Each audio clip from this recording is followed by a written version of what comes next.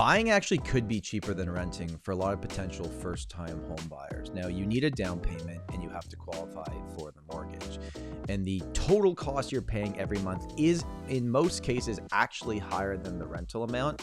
But the cost that you're never going to get back might actually surprise you.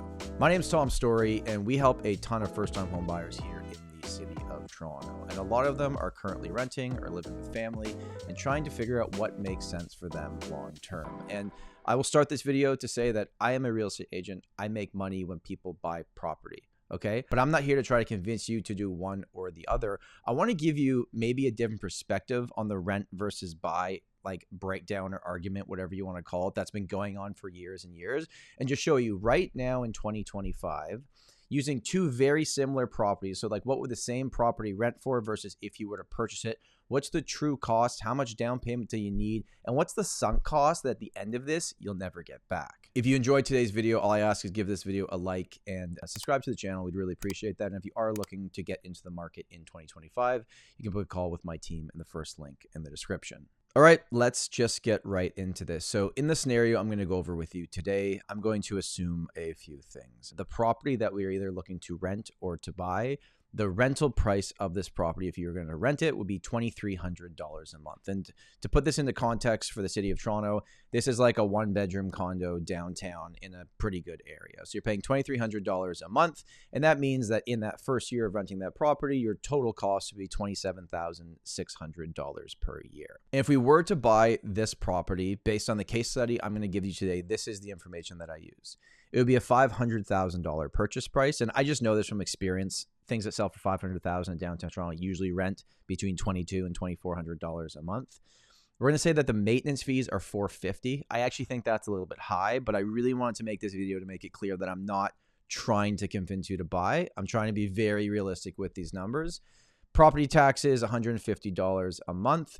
And if you were to buy, there are two other costs. The land transfer tax as a first-time home buyer at $500,000 is like just under $5,000 on closing. And then your lawyer fees are another $1,500. So that is something that, yes, of course, on top of everything I'm talking about today, there are additional closing fees if you decide to buy. So we've established that the rent price would be $2,300.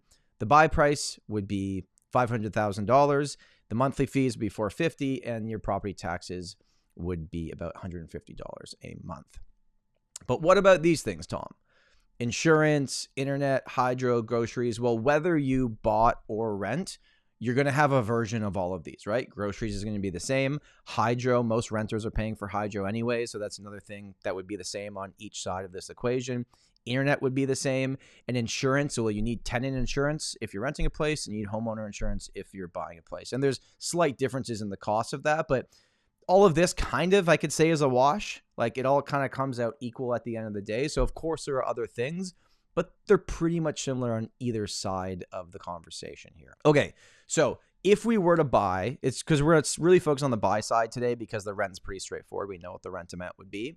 I'm going to use these. So based on a $500,000 purchase price, in my example today, I'm using a 15% down payment. And the reason why I'm using that is because even in the last week, I've had conversations with like 3 potential first-time home buyers, and most of them had between $50,000 and $100,000 saved. So that's realistic in the market between savings or family help and things like that. So 15% down would be $75,000. I'm using a 4% interest rate. Interest rates are lower than 4% right now, especially for insured mortgages with first-time home buyers. And I'm using a 25-year mortgage. That is the standard mortgage that most people get. Although as a first-time home buyer in Canada in 2025, you can get a 30-year mortgage. That's a new rule that came in at the end of last year. That would significantly bring down your monthly payments by like a few $100. But I'm not going to cheat and say the 30-year mortgage to try to make my point in this video, okay? So we're using 25-year, 4% interest rate, and 15% down payment. So your monthly cost in terms of, what does it actually cost to own this property? On the mortgage side of things would be $2,298 per month. And that's based on everything we just talked about. So that's based on 15% down, 4% interest rate, 25-year amortization based on a $500,000 purchase price. Then your condo fees are another $450. And then your property tax is $150. So you add those all up, your total cost of ownership is $2,898. So right away, buying seems like it's more expensive than renting, because you can rent the same place for $2,300 a month. You're telling me that even with $75,000 saved and a reasonable interest rate, it's still going to cost me $2,898? And the answer is yes, but let's dig a little bit deeper here. Now, when we break down mortgage payments, and this is where I think a lot of people aren't really looking at the numbers, you see the total payment that you make on a monthly basis for your mortgage. And there is a principal portion of the payment and there's an interest portion of the payment. Because interest rates are much higher than they used to be, the interest portion of the payment is significantly more, especially earlier on in the mortgage. And I'll show you exactly what I'm talking about. So this payment on your $500,000 purchase price with 15% down at a 4% interest rate would be $2,298.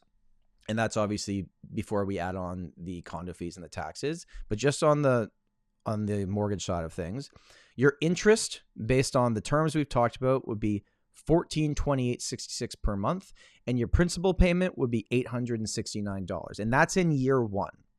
So year one is the most percentage interest you would pay because it's the very beginning of the mortgage. And basically the principal is if you borrow money, that's you actually paying back that part, and then the interest is the interest rate that you got and the payment that you're making. So hopefully that makes sense to everybody. Mortgages are broken up into two different categories. So now we have to look at, for this exact scenario I'm talking about, this is what the numbers would actually look like for the first 5 years. So you can see in 2025, your total payment is $27,578. Your interest paid is $17,144. I took that divided by 12 to show you the number we were just talking about.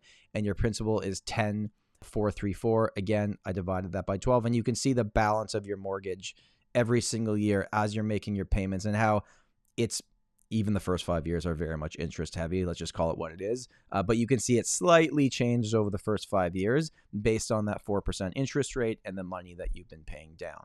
But what about the sunk cost? Because this is what this video is all about. And this is the part of it I feel like people aren't really talking about, or if they're just saying like, renting's cheaper, you should do it.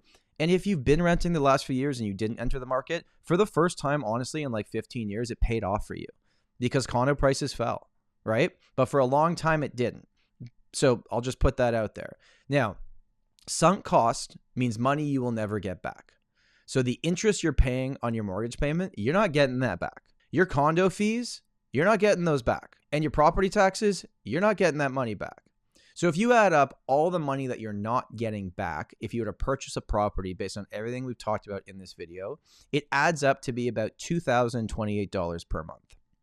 And per year, $24,343. So your sunk cost is basically $24,000 a year. Now, let's break this down. This is what this whole video is about. So if you were to rent this property, $2,300 a month, means that it's $27,600 a year in total payment, and your sunk cost is the entire rent because you never get your rent back, right? On the buying side, your monthly cost of ownership, even with 15% down, is more expensive, several $100s more expensive, and the total payment per year is more expensive. But your sunk cost per month is actually cheaper. So the money that you're not getting back on the purchase side of things is cheaper. And I added in showing what your principal payment is. So if you add this and this, it goes to this number right here. So the total is more expensive, but the money you're never getting back is actually less. And that other portion of the payment, that's essentially you paying yourself.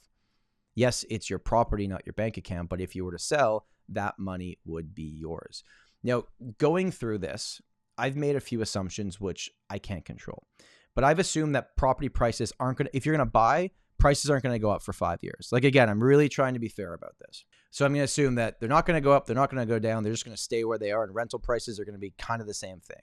There's a million different what ifs you could put in this scenario here. And this is where I think people's minds would go right now, where you're like, well, but what about this? What about this? Tom, you need a 15% down payment to make this work.